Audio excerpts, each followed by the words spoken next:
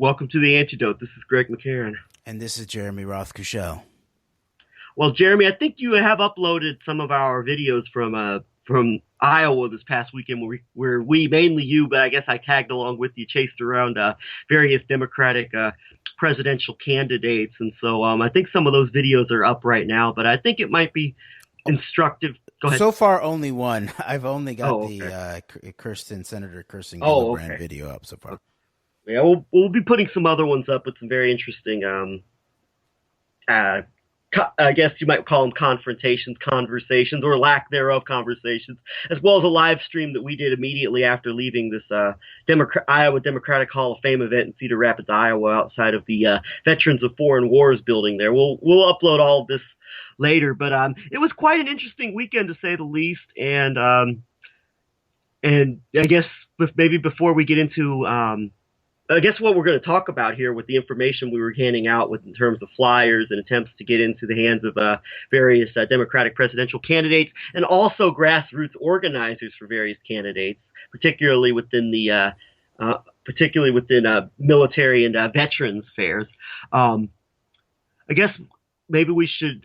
I don't know, just a little summary of. I guess we can summarize a little bit more just of the weekend and our experiences, and also just how the type of information we were giving and the reactions and or lack of reactions from various candidates says a lot about the importance of this information and the willingness and or unwillingness to even give a basic type of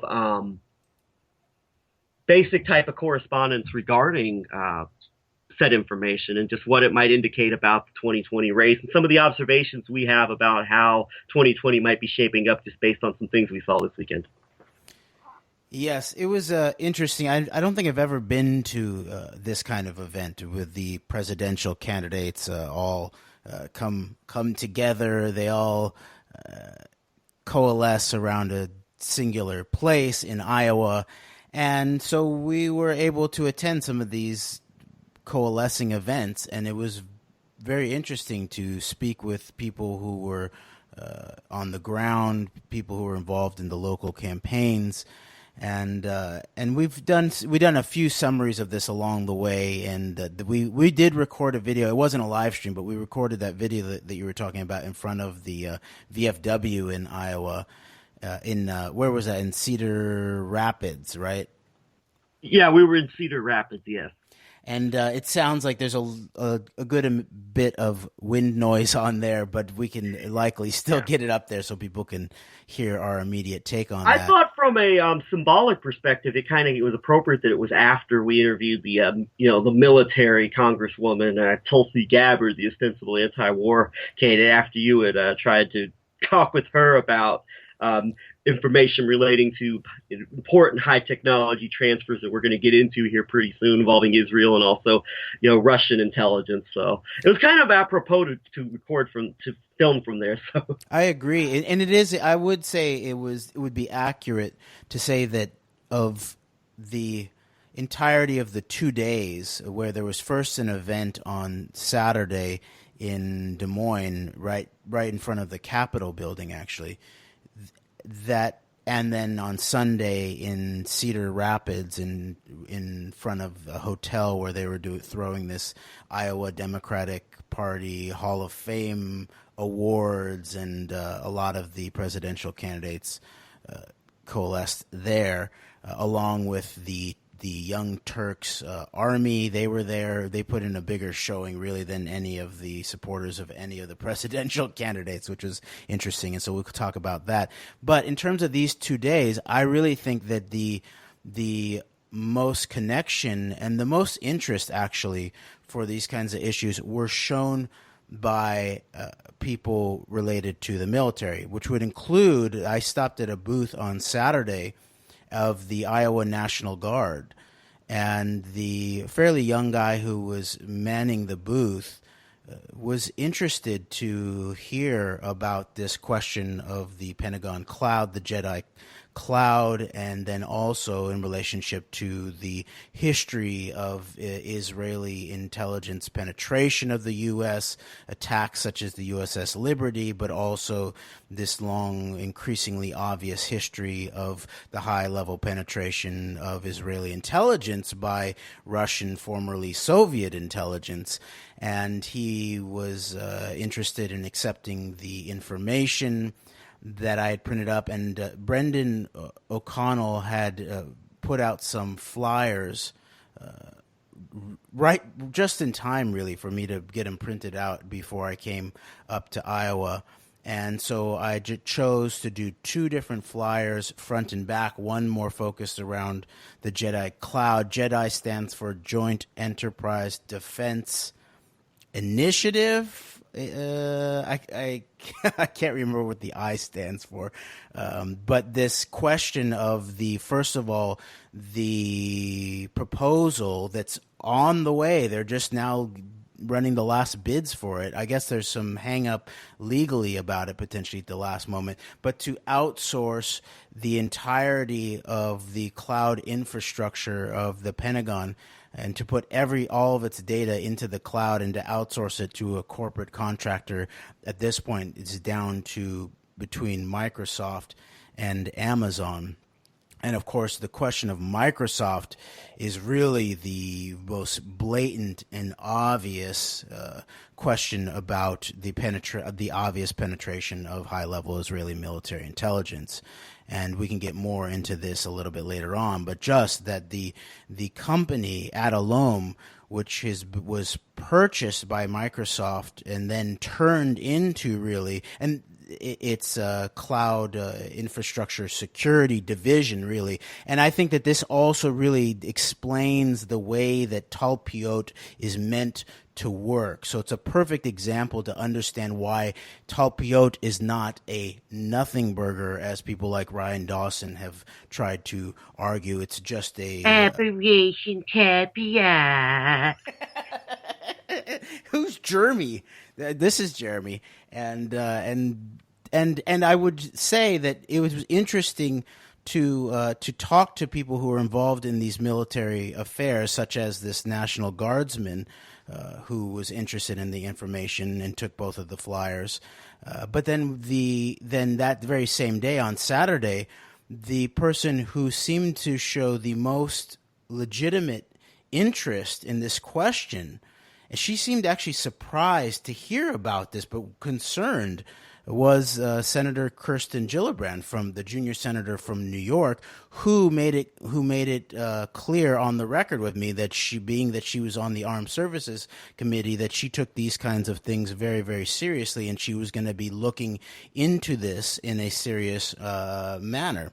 So I think it's interesting. And then on Sunday we spoke at a sort of smaller back room in a pub event with a veterans group who had organized an online forum that also had a live component with certain candidates who were coming through. And we were actually there to attempt to reach Congressman Eric Swalwell, but he ended up not showing up. But one of his campaign folks was there, and he was a long-term veteran. He said his entire family were veterans, and he's currently a National Guardsman in Iowa.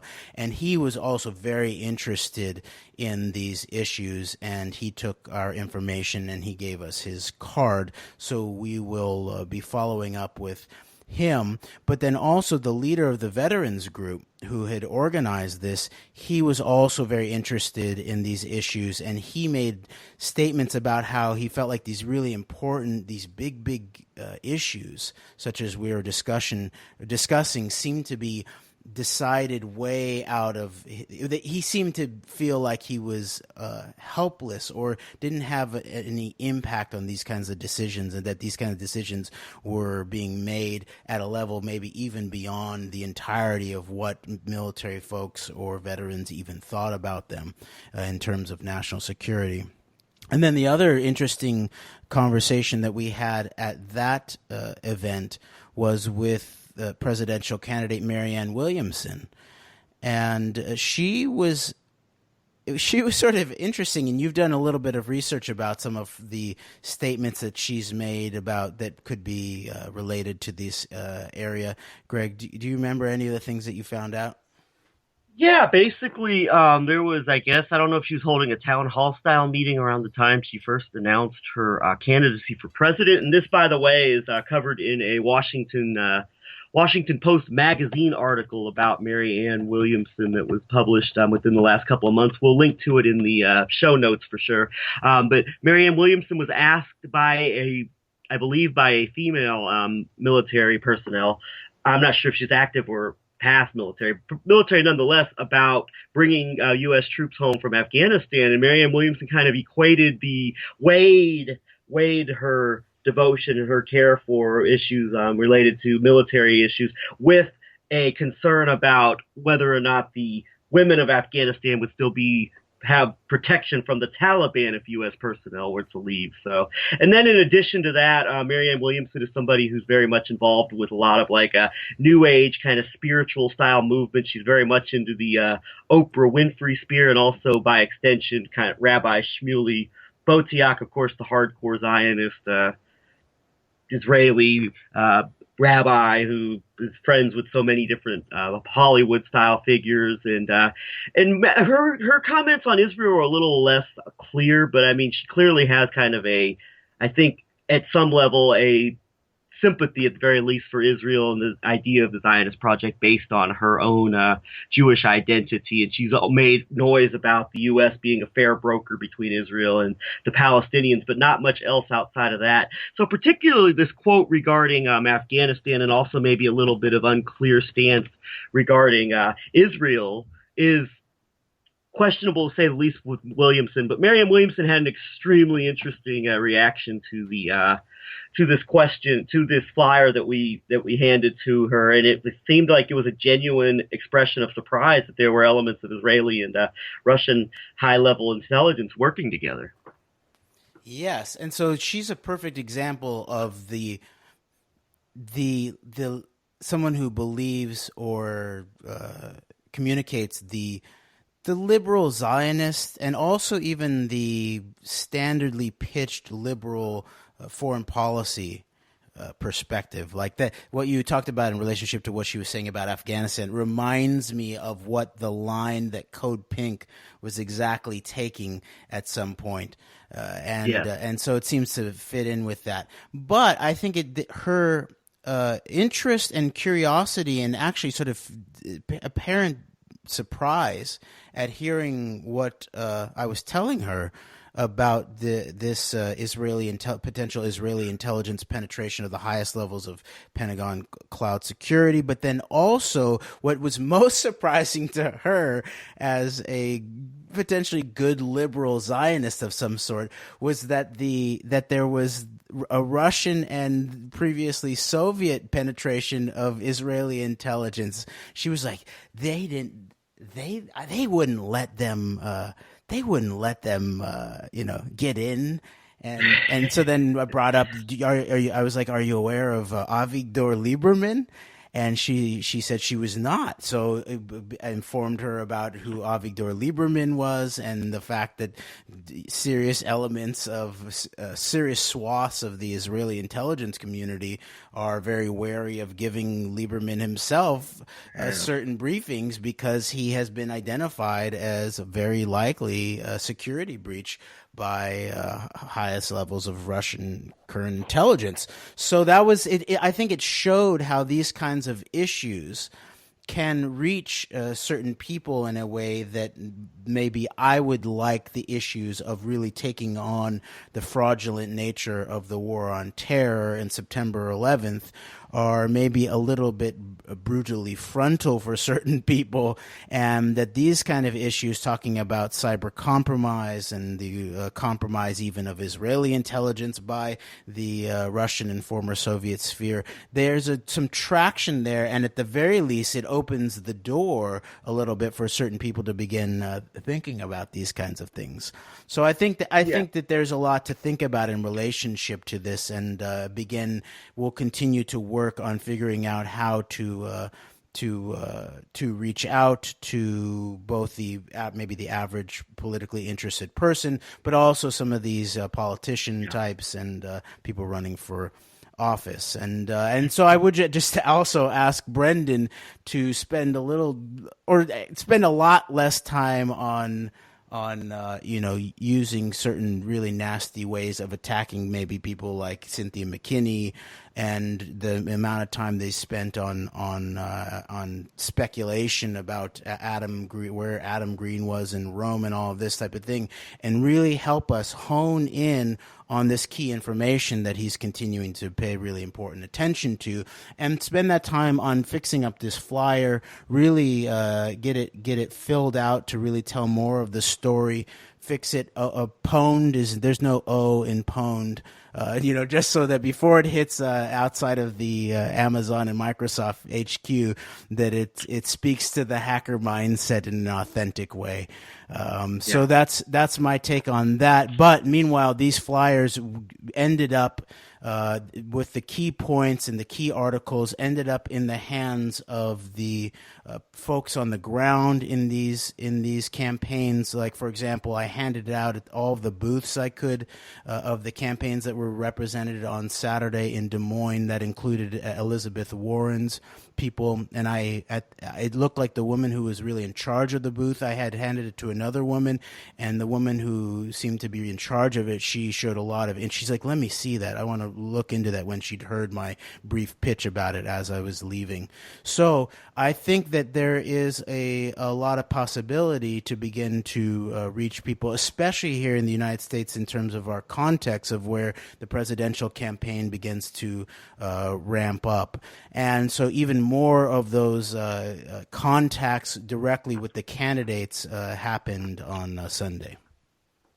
Yes, for sure. And I think what this shows is that just some of the reactions of the more grassroots, on the ground type of volunteers and involved with various candidates. Like, for example, one of the military gentlemen that I was with you with when we talked to on Sunday at this Iowa Democratic Caucus event, I believe is a coordinator for the Eric Swalwell presidential campaign from the state of California. And Swalwell's representative from California. He's actually born and raised in Iowa. And this young man who is very, very interested in the information presented. I think what this shows, between a combination of those kind of interactions as well as the very, very, very vocal, very passionately vocal contingent that came that is very supportive of the Young Turks, what it shows is that there are definitely many, many millions, if this is the case from what we saw just in Cedar Rapids, Iowa, a town of 120,000 people. There are millions of people around the country that are ready to be mobilized and ready to really turn back what we've seen over the last 4 years with this, what we call the 11-9 operation and all of the consequences of it. But the thing is that I think these people are looking for leadership and guidance that's going to, but unfortunately, and this is another element of this, is that we got the impression that a lot of these candidates, maybe, for example, one Bernie Sanders, for example, just the way that he was talking about things. And by the way, you and I, we had two very dramatically different interactions with Bernie Sanders on Saturday. Just the way Sanders was at this stump speech we went to, which was supposed to be a town hall, was kind of advertised that way, but really wasn't, was expressing the kind of language that, instead of actually trying to expose this bigger operation that got Donald Trump elected, like he wants to run against him and defeat him. So that brings into question how some of these Democratic establishment figures are approaching this whole issue of Trump and the bigger picture surrounding him. But there is definitely, on the ground, there is a huge mobilization of people that are ready to really, I think are ready, as long as they have the answers and right information in their hands and given to them, are ready to really turn back a lot of this, what we've seen here the last few years. I agree. And so I think that points to the strategic direction to go in relationship to these issues, is to, yes, we want to put it to the politicians themselves. For example, these flyers. I put them directly into Bernie Sanders' hands. I have that on video. You can also see him almost like sort of like waving me away. Not now, not now. Like an annoyed grandfather or something like that. But And they. then also with Bernie, real quick, we went to the stump speech later in the evening in Waterloo, Iowa, and Bernie. I had actually gotten on stage after the event. He was taking pictures with people, and I took a picture with him, and I was going to ask him about I was going to bring in the bigger picture of a global collusion narrative with an op-ed that he wrote in The Guardian about the new international authoritarian axis, which includes Trump, Putin, and Netanyahu at the center of it. And he was receptive to talking about it until we were kind of us whisked off the stage by the people who were kind of running the event. So. Yes, and so there's lots of questions about how you formulate a communication with somebody, and I felt like that if there were time, that your communication with Bernie would have gone somewhere very interesting, and so that's a key piece to think about it too. Is how do you open the door to a conversation, and what is the strategic interest in making this connection and in putting the information in people's hands and videotaping it. These are all questions on the table. So just for now, we just want to record that we did this. These flyers have been put in the hands of a large portion of the Democratic presidential candidates and or some of their campaign people. For example, as right before we went on the stage there to do the picture with Bernie Sanders, and you had your conversation with him, I put both of the flyers in the hand of who I believe is his campaign manager nationwide, a former director, I think, of the ACLU, some kind of director of the ACLU, and he seemed surprised by it. So this is on the record. This information has been given to a lot of these people, and Jeremy, to clarify, you're talking about a man by the name of Faiz Shakir. He's currently the campaign manager for Bernie Sanders, and he was political director of the ACLU dating back to 2017. So there you go. Yes, thank you for clarifying that. And then, so maybe what I'll do is I'll just play the one video that I have uploaded, which is a short one that I took on my phone of Kirsten Gillibrand. And this was after maybe half hour after I'd had my second encounter with Bernie Sanders, where I approached him again when he was walking through the festival, and I was trying to take the tact of like sort of something the way that you approached him, of like take his own words and then use that to do the conversation. And so I was working to approach him from that point when he made on the congressional record of like, if China is the nemesis, why are we so, it isn't our debt to them a national security issue. And so I wanted to follow on that, and but I also then got shut down. And this is not the time, and so that it never happened. The time was never made. I asked, could we do it tonight, and it was said that maybe, but there was never really any time given to discuss these issues. But besides that point, just about a half hour before this Kirsten Gillibrand interview, I had done a brief interview with Beto O'Rourke, and I gave the flyers both to him and to his wife, and I will post the video of him answering these kinds of questions too. And I just want to point out also that there's a lot of room for improvement in terms of me and the way that I'm working to address these issues that I don't really feel like I have a full facility with yet, but I'm working on it. And some of the way to develop that facility is just to throw yourself into the mix before you feel you're ready. Okay, so I'm gonna play this Kirsten Gillibrand video, if that's cool with you, Greg. I think it's only like a minute and 20 seconds, something like that. Here we go. Please do. Thank you. Senator, hi. Come on in the shade. There, I'll walk with you. The shade. Yes. Get into the shade. Okay. Just down here. Okay. I have Pause. a national security question that has economic implications, and I want to give you and your campaign Tell some me who you information. are. My name is Jeremy Roth-Kushel. I'm with We the People and our press functions as defined under the First Amendment. Okay. This issue right now, the JEDI... Very quickly, because we got to run. Okay, the Pentagon is about to outsource cloud security. Okay, that was her. I just want to point out that was sort of the way that this kind of thing goes a lot, and I'm beginning to see this as a tactic. The way that their campaign managers and their staff surrounding them, this is not. They use time sometimes as an excuse. Sure, they're on the way, they're moving, but I said I was willing to walk with her, and she actually, the senator actually was the one who said, "No, I'm going to let's pause here in the shade.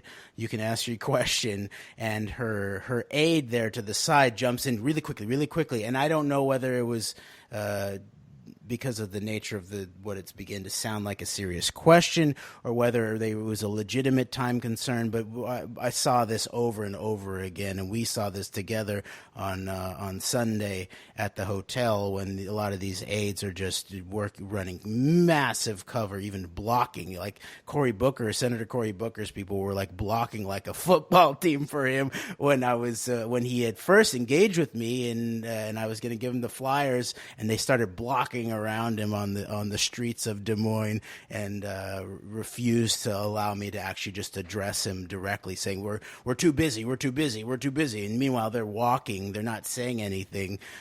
So this is a tactic that I'm learning about now, so I'm going to back that up, and so you can hear what's going on with that in mind. And this is right after she's gotten off the stage at the it's a Pride Festival a rally that I think that they invited all the presidential candidates to in front of the Iowa State Capitol. Okay, here you go. As defined under the First Amendment. Okay. This issue right now, the JEDI... Very quickly, because we got to run. Okay, the Pentagon is about to outsource cloud security to the top levels of Israeli military intelligence, which has been compromised for years by the Russians and then prior Soviets. And I just want to say, because this is audio, you can see it on the video. Senator Gillibrand, at that point, almost like she puts her eyebrows up. This is sort of like sounds a little stunning to her, and I can't tell whether she's heard something about this or whether it's the implications of it potentially are surprising to her.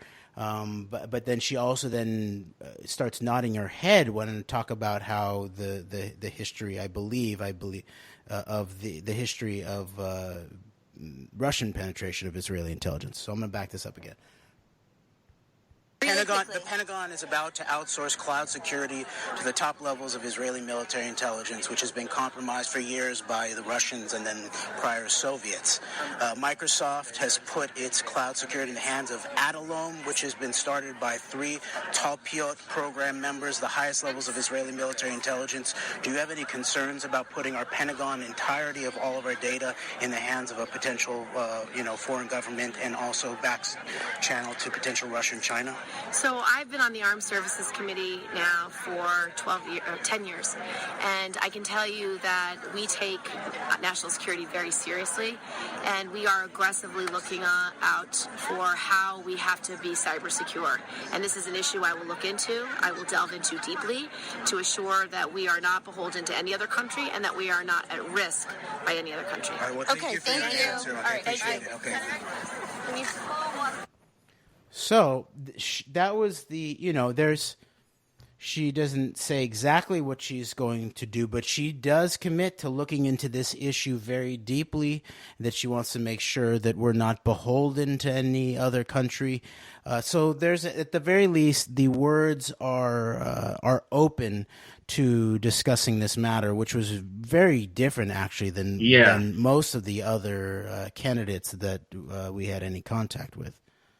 That's very true, and it's interesting. Yeah, and I don't know what to make of Gillibrand. I mean, if you look through her biography and you look through her her history in terms of foreign policy, I mean, she very much kind of seems to be a standard generic Democrat, things like supporting military intervention in Libya and all this, but also she's been kind of unclear exactly about how far she's willing to go to be critical of, say, Israel's treatment of Palestinians. There's been some controversy over whether or not she's a supporter of the boycott, divestment, sanctions movement. But I mean, it is interesting that she was way more receptive than pretty much any other candidate, and that includes who may have been the person who was the least receptive of all, that being the ostensible anti-war candidate, Tulsi Gabbard. And I think you're going to post the video of your interaction with her later on, and I think that's very telling. But it's interesting that when you bring into the consideration with this the Russian factor and also a Chinese factor to this, I think it becomes harder for certain people to just outright dismiss it as well, especially with the way that like people have of this perception of the way Russia has been portrayed.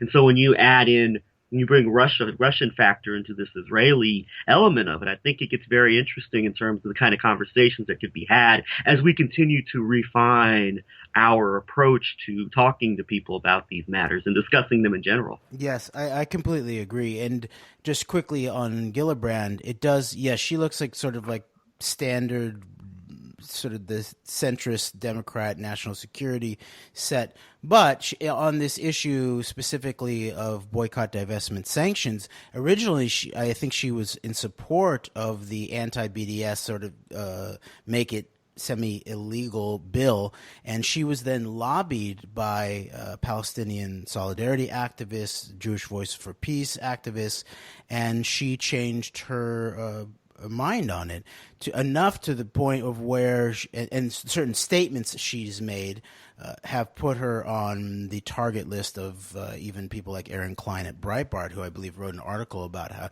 5 reasons Kirsten Gillibrand is very dangerous for Israel or something, something like that.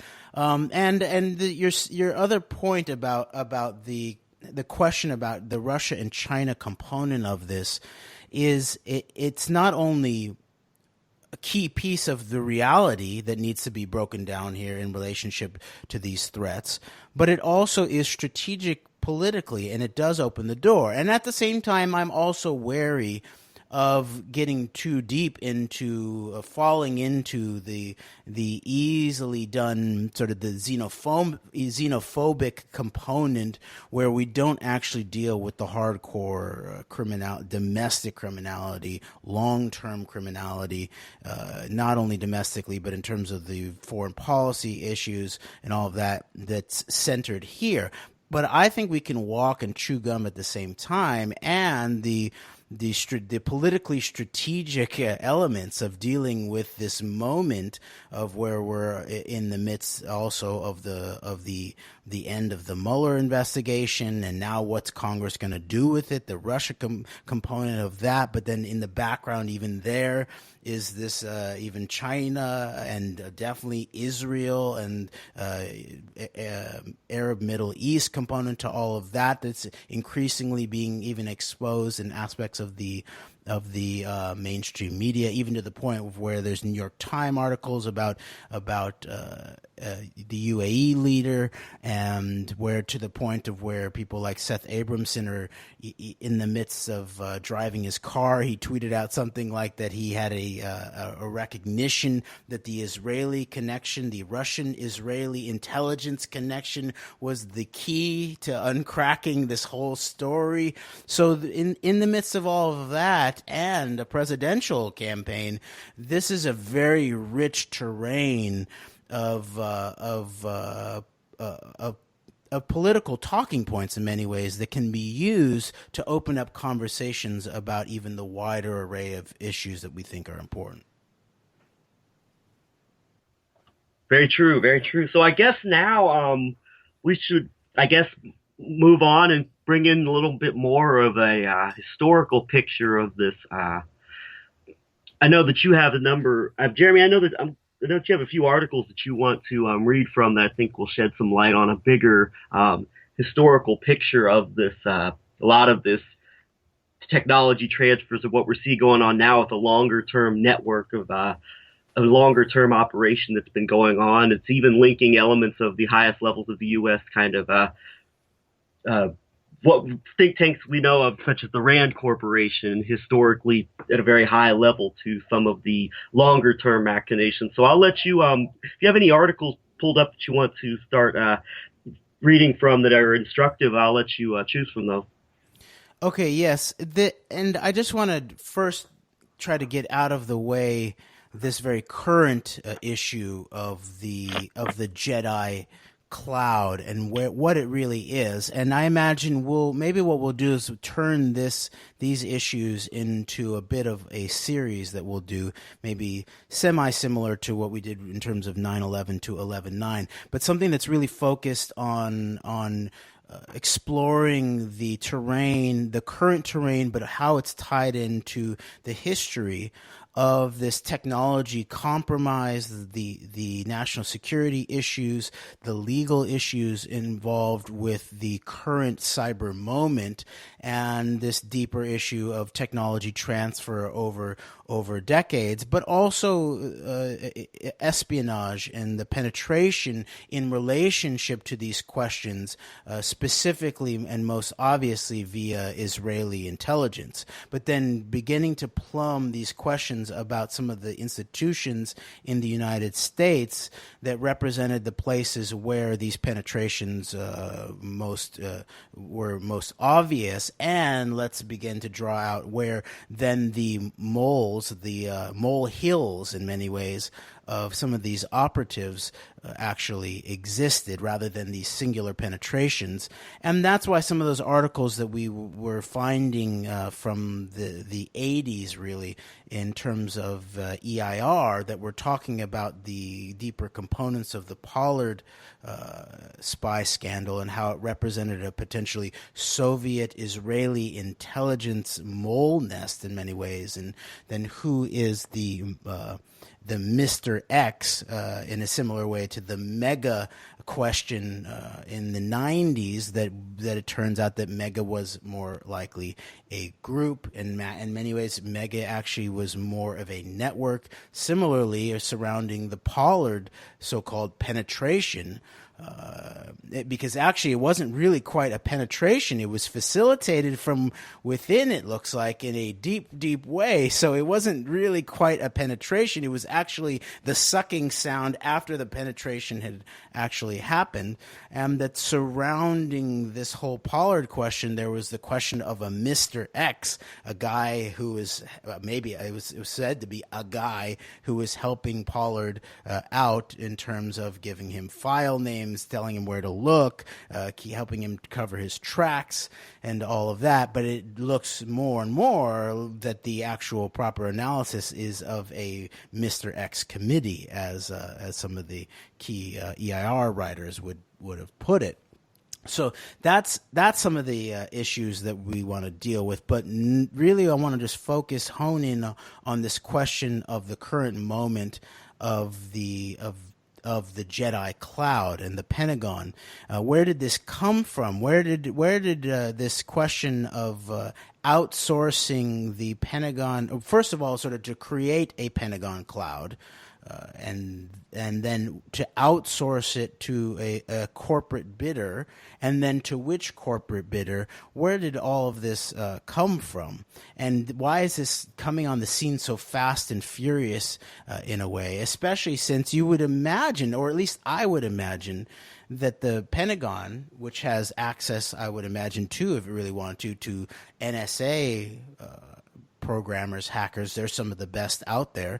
It's not only that the best programmers are only set up in Washington State or in Silicon Valley or increasingly in Silicon Wadi or in India or in China, or no, there's a lot of domestic, I would imagine, indigenous technological capacity inside of the U.S. national security apparatus itself. So why does all this have to be outsourced? That's the question, and that is where the counterintelligence breach becomes most obvious. So I just want to deal with that. Where did this come from? And so there's a few stories that I have pulled up here, and one is that it's a CRN.com news story titled, "A New Pentagon Leader Will Shepherd Controversial JEDI Cloud Award into Its Final Stretch." Okay, so now I'm going to just read a little bit from this to give a background of who are the characters and what is the institutional situation that led to this question of putting the Pentagon data into a corporate cloud, and then we'll then describe the question of whose corporate cloud, who are the players there, and how that relates to the highest levels of the Talpiot program, Israeli military intelligence, and all of that. Okay. Here's the subtitle of this article. Quote, Brett Goldstein, a venture capitalist and former Chicago CIO, Chief Information Officer, will replace Chris Lynch as Director of Defense Digital Services. The team within the U.S. Digital Service is responsible for the $10 billion winner-take-all cloud computing contract that has embroiled technology heavyweights in a bitter feud. By Joseph Tsidulko, Tsidulko. Okay, I'm going to read just a little bit of this because it gives a little bit of the background about how this came about, and then maybe we'll just briefly explore who this new guy, Brett Goldstein, who he is, who's now obviously in charge of finishing this bidding process off and getting this thing implemented. Okay. The story, quote, the Pentagon official who has overseen the JEDI initiative's criteria formation and bidding process is stepping away from leading the team responsible for transforming military IT systems as the hotly contested Cloud Transformation Award comes closer to fruition, the Department of Defense said Tuesday. Chris Lynch, who started what he thought would be a short stint at the Department of Veterans Affairs almost 4 years ago, instead took the reins of Defense Digital Services, a team within the U.S. Digital Service established in 2015. Lynch has shepherded many initiatives over his tenure at Defense Digital Services, but might be most associated with JEDI, Joint Enterprise Defense Infrastructure, so I stands for infrastructure, which has embroiled technology heavyweights in a bitter feud over the winner-take-all $10 billion cloud computing contract. In a departing letter first reported by FedScoop, Lynch told staff, quote, JEDI is coming. The nerds have won, my friends, unquote. And then, quote, and yes, DDS will continue to drive JEDI forward today as we have since the start to better protect the young men and women who keep us safe, unquote, Lynch wrote. Lynch's replacement, Brett Goldstein, will see the controversial procurement process through its final stretch, with a contract anticipated to be awarded no earlier than mid-July to Amazon Web Services or Microsoft Azure. Goldstein grew OpenTable from its startup phase, then joined the Chicago Police Department after the September 11th terrorist attacks. He eventually became the city's CIO.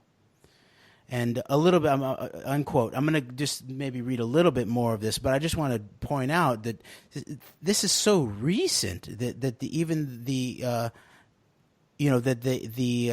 institution that's going to set this up was just created. It was created a few years ago, less than 5 years ago, it sounds like. And the Defense Digital Services was basically created, it sounds like, in maybe the last year of the Obama administration. And I believe this Lynch guy is a Washington State, Seattle guy with a background there. So I'm going to read a little bit more that includes the background of the new chief here, the chief, quote-unquote, nerd, Goldstein. Okay, Goldstein also, this is back to the story, quote, Goldstein also co-founded a venture capital firm called Equistic Ventures. That's E-K-I-S-T-I-C, Equistic Ventures, and served as an advisor to the U.S. Navy. Acting Secretary of Defense Patrick Shanahan recruited Goldstein, to whom he will directly report. Quote, although we will miss Chris, the unique startup culture he built and the talented team he recruited will continue to disrupt and transform technology at the DoD, unquote, Shanahan said in a statement. Goldstein's, quote, public and private sector knowledge, technical expertise, and commitment to improving government through technology will be invaluable to a range of critical missions across the department, unquote. Goldstein will look to keep recruiting talent from the private sector, the DoD said in a statement. Those kinds of hires are the source of one of the most contentious issues around JEDI. And then, so then it goes into unquote. So now there it goes into the whole background of the beef with Oracle and how all these different companies wanted to get in and who's rigging the bidding process and all of that. So we'll put that link in there. It's interesting that it is interesting that this Brett Goldstein was put in place in his current position by the current Defense Secretary, Patrick Shanahan. Of course, Patrick Shanahan has a background of 3 decades with Boeing. And of course, Boeing, if you know from a longer term perspective, a lot of the machinations, at least of where we can really see kind of the modern within the U.S. Combination of the U.S. government as well as within the national security apparatus, you see this long-term network specifically regarding a lot of these matters related to national security coming around Senator Scoop Jackson of Washington, who was nicknamed the senator from Boeing. So there you have a kind of a continuum here with Boeing in that aspect as well. Greg, will you give us a quick breakdown also of this question of David Ivry, because he also has this background in Boeing, I believe. And what's interesting too is, as we'll hear from Greg, that 2 days ago, I believe, was the anniversary of the attack on the USS Liberty. And by the way, I brought that up with Congresswoman Gabbard, and she was, of course, busy. She needed to go to the bathroom, but she did not respond to it, and she definitely didn't choose to respond to it when she got back. But this David Ivry character is a key player across these multiple periods, right, Greg? Yes. So we haven't really looked enough into David Ivry to have a very clear, as far as a real in-depth perspective on his history. But I mean, you can just see where David Ivry, this particular individual, has been directly involved with a number of very significant events that have shaped, I think, Israel's history as well as the history of the Israeli-U.S. relationship, in terms of the U.S. being a long-term basically carrying out, U.S. being used long-term to carry out so many Israeli policies and directives. And this history goes back to the Six-Day War, where David Ivry was the commander of the Mystere Squadron. I believe the Mystere Squadron had a direct role in the USS Liberty, Jeremy. I think so. I mean, in Christopher Bolin's book, Solving 9/11, he actually asserts that either Ivry himself was involved in the attack itself, or he was likely the commanding officer on the scene. And it's interesting that Ivry then shows up over a long career of many involved in all these kinds of things, including he was at the helm, it looks like, of key operations in terms of southern Lebanon, right, Greg? In the early 80s? He was the head of the Israeli Air Force during the 1982 strike into Lebanon. And also, interestingly enough, at the same time as he was the head of the Israeli Air Force, David Ivry played a leading role in Operation Opera, which was the destruction of the Osirak nuclear plant in Baghdad in 1981. And this is an event that then Defense Secretary Dick Cheney, after the Desert Storm in 1991, gave David Ivry an autographed photo of the satellite remains of the Osirak nuclear reactor, and thanked him for making his job against Saddam Hussein much easier. So, yes, and then Ivry plays this key role, I would say, in terms of what we know now about what September 11th really was, is that David Ivry was the Israeli ambassador to the United States from, I believe, the years 2000 to 2002, right? Yes, he was the ambassador during September 11th. Go ahead. Well, and we pointed out before that the people in positions in the years surrounding September 11th, especially those that are tied into the highest levels of Israeli military intelligence, are very obviously playing key roles, right? And that would include the then head of the Mossad, Halevi, who we've pointed out before, had this really deep relationship with James Jesus Angleton way back. And so these kind of players, for example, another key player, Amit Yoran, and I was actually pointed this out to a few of the presidential candidates and their surrounding people, that the last time that Pentagon cyber infrastructure or architecture was potentially put into the hands of Israeli nationals was in the lead up to September 11th, when Amit Yoran, an Israeli national who was then, I would assert, sheep dipped into the U.S.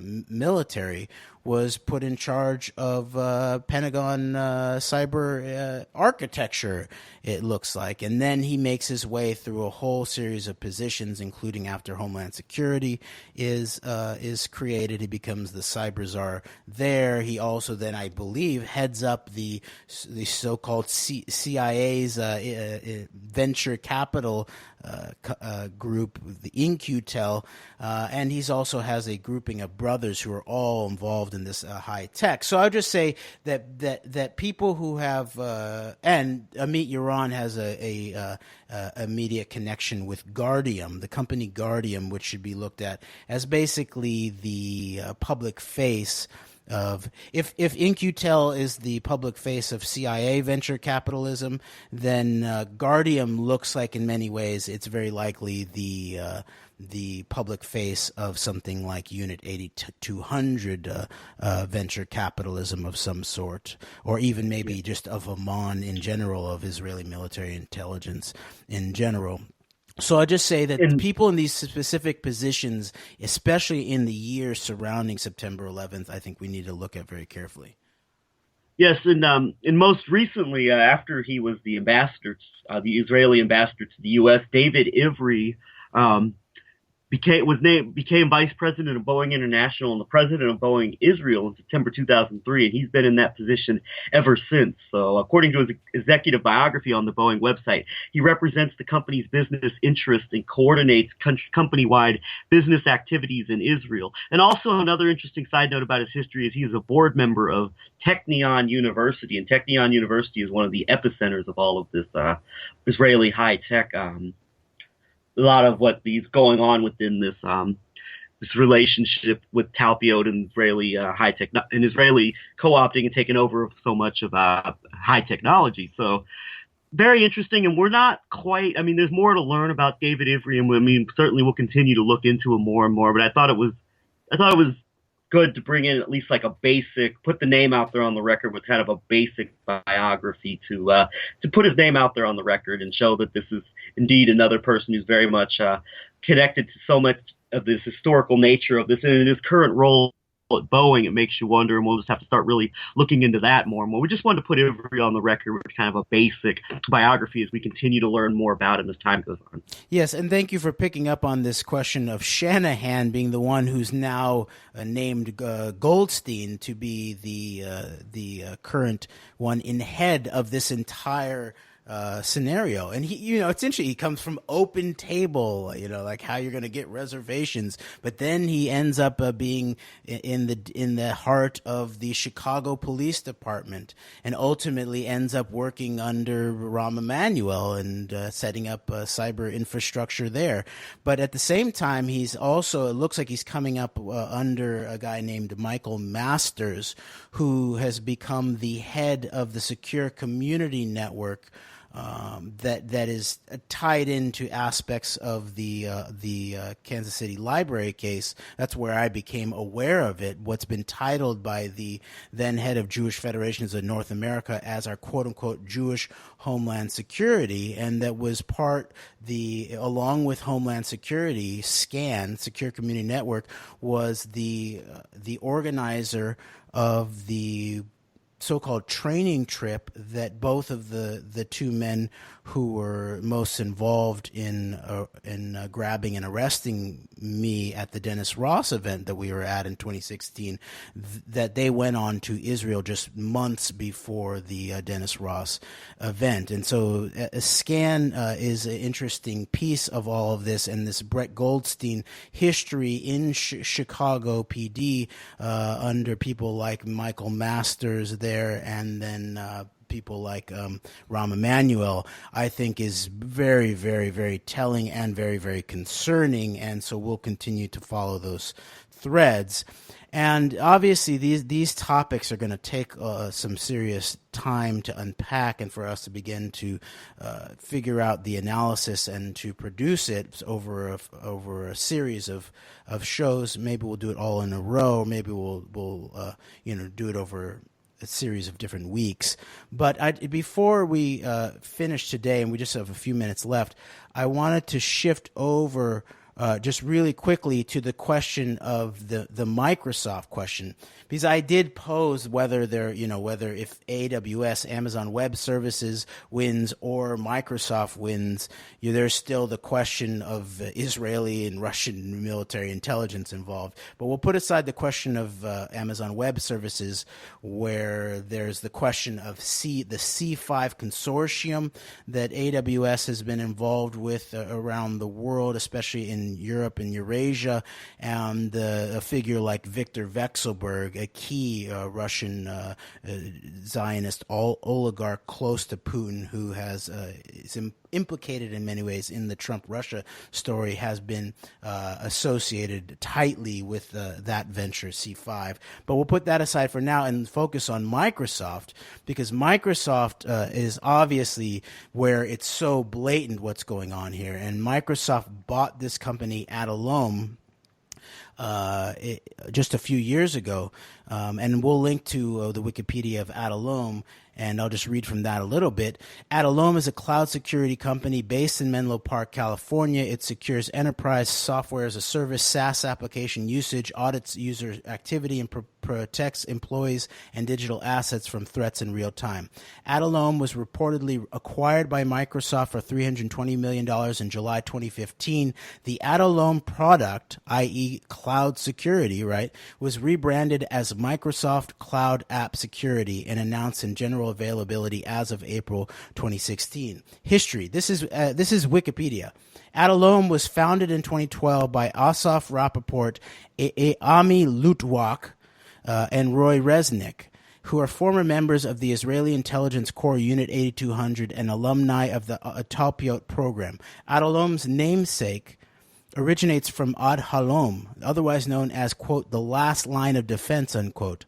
Adalom secured $4.5 million in Series A funding from Sequoia Capital, that's i.e. Silicon Valley, heart of Silicon Valley, and Zohar Zisapel, i.e. the very heart of the Talpiot program and Israeli cyber domination worldwide.